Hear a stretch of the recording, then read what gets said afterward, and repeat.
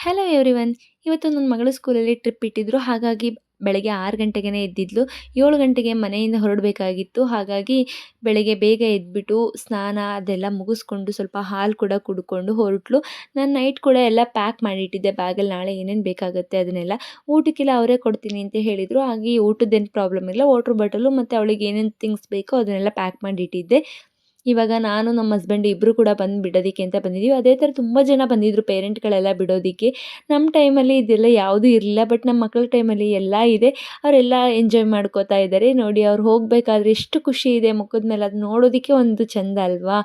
ಮಕ್ಕಳು ಎಂಜಾಯ್ ಮಾಡ್ಕೊಂಬರ್ಬೇಕು ಅನ್ನೋದೇ ಆಸೆಯಿಂದ ನಾವು ಕೂಡ ಅಪ್ಪ ಅಮ್ಮ ಕಳಿಸ್ತೀವಿ. ಹಾಗೆ ಬಸ್ ಹೋಗೋವರೆಗೂ ನಿಂತ್ಕೊಂಡು ವೆಯ್ಟ್ ಮಾಡಿ ಅವ್ರು ಹೋದ್ಮೇಲೆ ನಾವು ಈ ಕಡೆ ಬಂದ್ವಿ. ಹಾಗೆ ಇವತ್ತು ನಮ್ಮ ಸ್ಕೂಲಲ್ಲೂ ಕೂಡ ಓಣಂ ಫೆಸ್ಟಿವಲ್ ಇತ್ತು. ಹಾಗಾಗಿ ಸೆಲೆಬ್ರೇಷನ್ ಮಾಡೋದಕ್ಕೋಸ್ಕರ ವೈಟ್ ಸ್ಯಾರಿ ಹಾಕ್ಕೊಂಡು ಬರೋದಕ್ಕೆ ಹೇಳಿದರು. ಇವಾಗ ನಾವು ಕೂಡ ವೈಟ್ ಸ್ಯಾರಿ ಹಾಕ್ಕೊಂಡು ಸ್ಕೂಲ್ ಕಡೆ ಹೋಗ್ತಾ ಇದ್ದೀನಿ. ಹಾಗೆ ಅಲ್ಲಿ ಸ್ವಲ್ಪ ಈವೆಂಟ್ಸ್ನೆಲ್ಲ ಮುಗಿಸ್ಕೊಂಡ್ವಿ. ಇವತ್ತಿನ ಲಾಗ್ ಇಷ್ಟ ಫ್ರೆಂಡ್ಸ್. ಇಷ್ಟ ಸಪೋರ್ಟ್ ಮಾಡಿ.